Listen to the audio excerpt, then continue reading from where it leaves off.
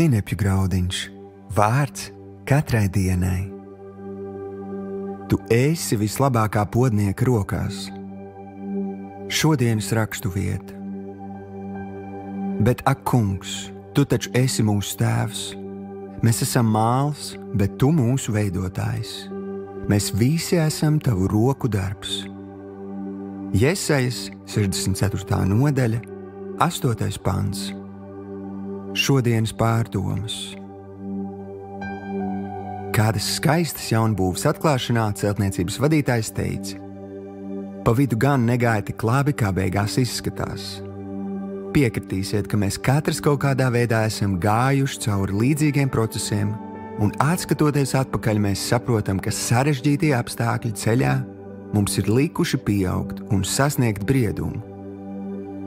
Patiesībā kvalificējuši katram nākamajam etapam. Apzinies, ka tu esi māls vislabākā podnieka tava mīlošā debesu tēva rokās. Atļauj viņam tevi veidot, uzticies viņam, seko viņa norādījumiem. Draugs, tev pat nepamanot pienāks diena, kad tevi uzlūkojot cilvēki redzēs skaistu trauku Dieva godam. Šodienas lūkšana. Tēvs, patiesi, tev ir vislabākais plāns, kā atraisīt manī apslēpto krāšņumu, un tieši tāpēc es atļauju tev rīkoties manā dzīvē. Paldies par tavu mīlestības roku, ar kuru tu rūpīgi veido mani, lai es būtu patiesi laimīgs gan šodien, gan mūžībā.